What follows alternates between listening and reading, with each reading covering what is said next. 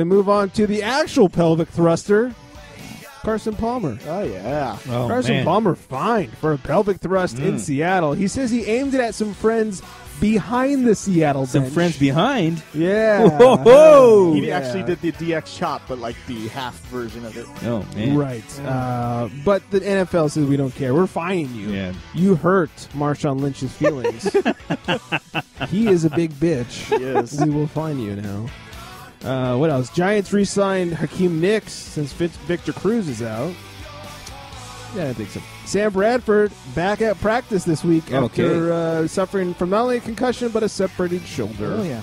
That doesn't sound like Bradford. No. Getting hurt? That's crazy. Yeah. What? Yeah, he's Easy so, talk. he's so tough. He talked about Cap, the Bucks. Jamie's, the box? yes, Gina Mike. The Bucks put the Bucks' Jameis Winston ties the NFL rookie record with 5 touchdown passes in one game. Yeah. He looked great, too. That guy's turning into a monster. Yeah, he is. If he just stops stealing crab legs, He's got crabs, everybody. he's got a future. If he just stops stealing shit. Yeah. He does pelvic thrust for crab legs. Ask that chick he does pelvic thrust. That's for sure. Yeah. With or without your permission. Which leads me into my next story.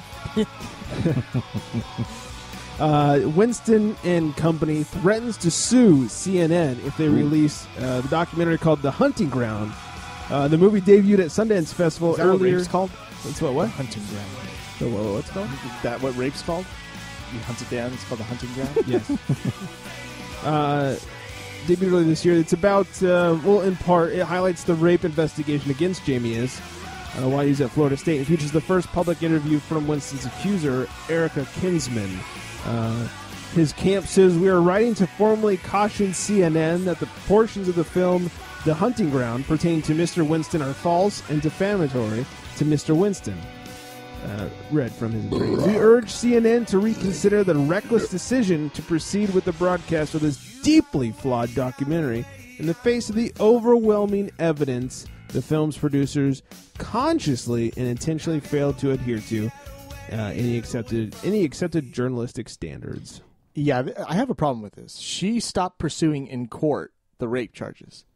Yet, she's making a film out of it. Well, she didn't make it. She's part of it. You don't think she yeah. got paid to do it? She started it. This is shady shit here. This is PR rape. Right. Oh, wait. Now, Is that insensitive? I don't know Oops. if the rape happened or not. If it did, I feel bad for this chick. But why not pursue it in court? Get him thrown in prison. But to pursue it through a film that's going to be played in front of people and then not pursue it in court, there's something shady. Did someone say titties? Oh, shady. Yeah, it's hard because I know that women say they get scared afterwards and they don't want to pursue it. Yeah, she put her face right on camera.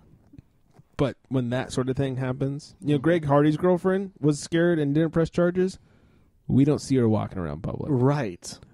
Erica, whatever her name was. Badu? Yes. Really awful singer. Yeah. She's doing documentaries now. Oh, yeah. So. Poor lady. She couldn't sing. Moving on, Tony Romo returns and ends the losing streak for the Dallas Cowboys. It's crazy. Tony Romo went from the laughing stock of the NFL to being like, hey, this guy makes a difference on a football team. Mm-hmm. It's kind of weird. Who'd have thought? He's a hero. And one example is I was watching the game yesterday, and he was about to get it sacked in the end zone with a safety. And so he took the ball, went from his right arm into his left arm. Oh, you mean the ball? Yeah, the ball. He shoveled it from his right arm to his left arm and threw it past to Darren McFadden. Oh, my to save him God. from getting safety. What a move. Had it been Castle or Whedon, that would have been a safety. That right there is evidence of like one play by one great player can make all the difference for a team. Pew pew. And it's funny that Tony Romo is no longer a laughingstock here. He's like, oh, he's the best player on that team. Well, here's the real question I have surrounding this. Okay. Should he just take the season off, not come back, No. rest it up, and come back next year and Nope. try and get this team into the playoffs? Because that division is so bad that Dallas could still win that division. I know there's still a chance. Yeah, they're only 2.5 games back Right. now So from the you- Giants. No. So you think coming back, kind of rushing it back a little bit was a good decision? He's rushing it back. Well, I mean, if he plays the Panthers next week, because they said it's like a 2 to 3 week window where it could easily re-break. Playing the Panthers next week, which they are, that's where it could happen because that defense is beastly. So if he is going to get Beast hurt again, mode. it's going to happen then. But he's taking the chance. He's a tough guy. I really appreciate Tony Romo right now. I don't see them beating the Panthers. No, they're not going to. Panthers are on all cylinders right now, firing on all cylinders. And with Cam Newton throwing 5 touchdowns, Pew, pew. Cam Newton Firing on all cylinders. Cam Newton has no receivers. If you look at all these players he has running, He's one junk, except for Greg Olsen. He was one hell of a dancer, Yeah, too. yeah, that's true. Love the pelvic thrust. Mm-hmm. But he threw 5 fucking touchdowns yesterday. This is a guy that's known for running and throwing a couple touchdowns, maybe 1 or 2 touchdowns a game. 5 touchdowns. He's amazing right now. If it wasn't for Tom Brady, he'd be the MVP of the league right now. And it's deflated. And you know what? balls. Tom Brady has Yeah. been pretty weak in this game tonight. So maybe- Tom Brady isn't the only one who likes his balls tender. Oh, So does Tony Romo. yeah. That's right. That's And right. Trigger Mike. Pew pew. I don't know. Any differentiating opinion? No, I got. They still, like you said, they have a chance to win the division. It's a weak division. Yeah. So you I mean, watched the Eagles yesterday. I mean, Yep. for what it's worth, they might win the division, but they're not going to go far. It's kind of like the NL West. But even if he's healthy, I say get him back in there because why do you want to sit down and just get rusty and But my big question is he actually healthy? well if he's not, He looked then, great yeah. yesterday to me. So Yeah, but how did he play? He won the. He won Hey, them the hey, game. hey. He won them the game. Where did he win him? Here's what's going to be the downfall of the Dallas game. Cowboys. It's not Tony Romo playing because he's going to help that team. It's 2 guys got cut from the team for not wearing a suit to a press conference, where Greg Hardy has not shown up for practices, has missed conferences, and yet he's still on the team, even though he beat his wife, and there's full evidence about it. And he's tried to lie and say he No, didn't. no. Girlfriend. Girlfriend. How Sorry. dare Come you? How on. dare Whew, you? not Mrs. Hardy. He's an asshole, he but he's didn't not beat his stupid. wife. that's right. You're right. Yeah. He's not a wife beater. That's Come right. on, He's a gun owner, not a wife beater. Come on. Jeez. Multiple gun owner. I'll tell you why. What were the guys' names again that got cut because of the suits?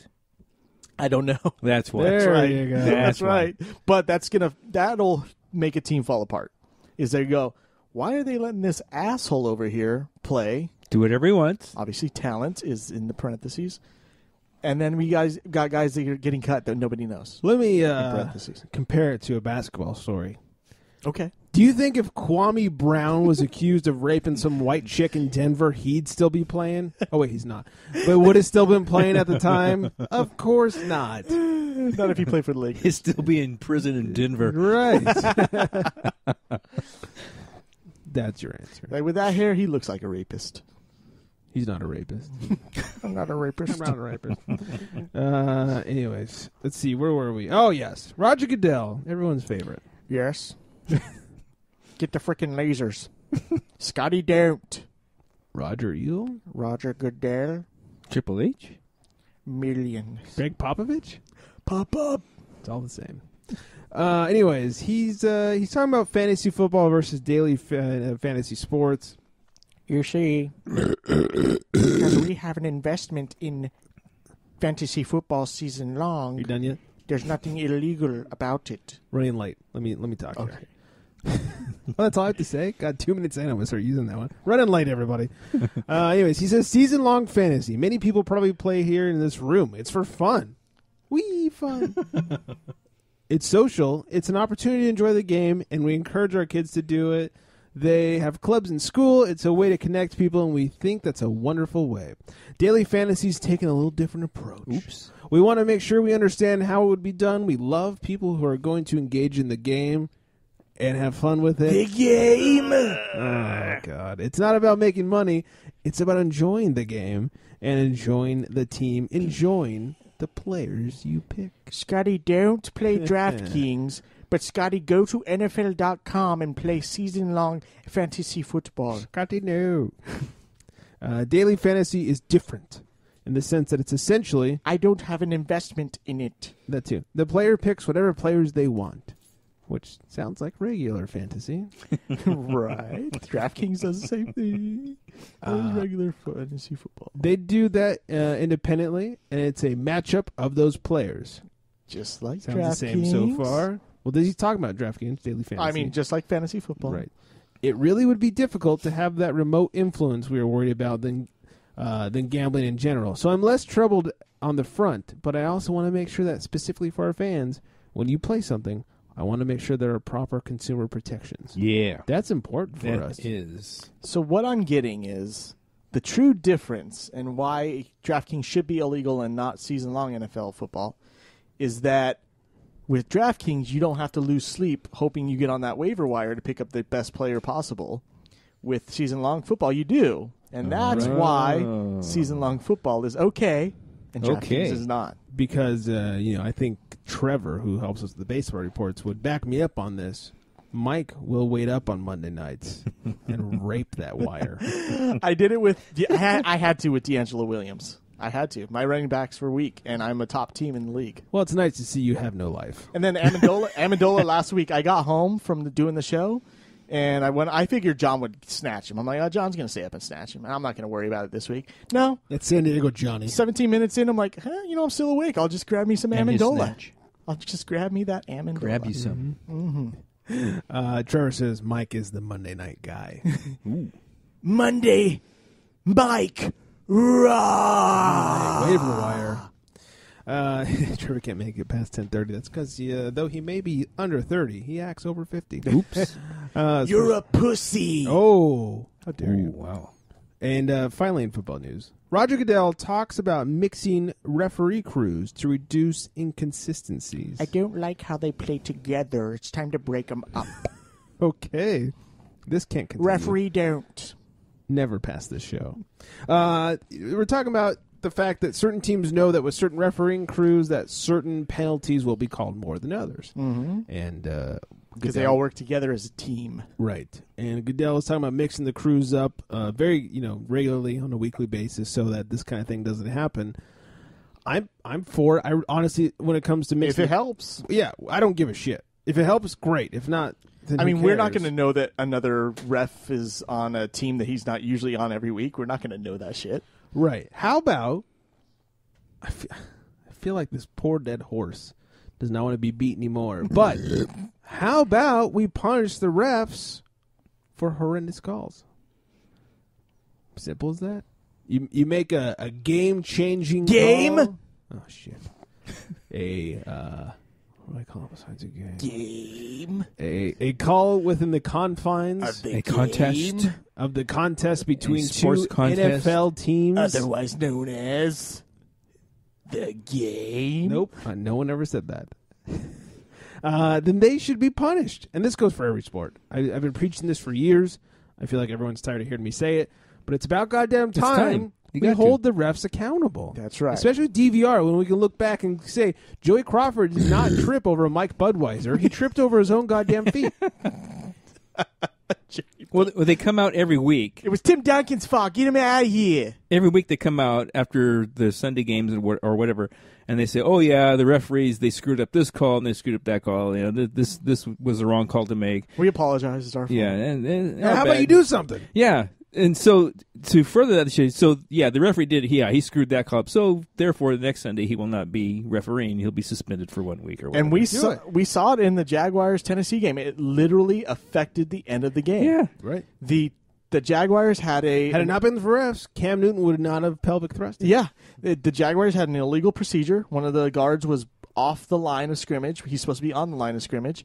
The play, Bortles got sacked. It should have been the end of the game. Instead, there was a penalty on Tennessee, but not on Jaguars. Had it offset, Yes. the Jaguars would have lost. Tennessee would have won. However, because they only called the defensive play, the Jaguars got into field goal range because of the penalty and then won the game with the field goal. and now Rosemary's daughter's in therapy. And now the Jaguars may win the AFC South. Yeah, It's kind of yeah. crazy. Well, hopefully Rosemary's... Well, Rosemary killed herself. Yeah, it's ridiculous. Where was I going to go with that one? Oh, remember the college game a few weeks back? The game? Where they had like 8 laterals? Oh, right. But there were also And 4 about 5 penalties. Yeah, 4 or 5 penalties that they Yeah. never called. That kind of stuff. Because they were impressed. Those man. refs, Well, this yeah. is great Yeah. shit. I don't mind that because the refs are so lost in what the hell's going on. But it changed the outcome of the game. They I ended up agree. winning. I agree. It wasn't like Sunday Night Football yeah, where, was it the Cardinals? and the No. Bengals, Who played last night? the Cardinals and the Bengals. Yeah. Is that who it was? Yeah. Yeah. A lot of illegal hands to the face, bad calls. The very last play of the game, Oh yeah. they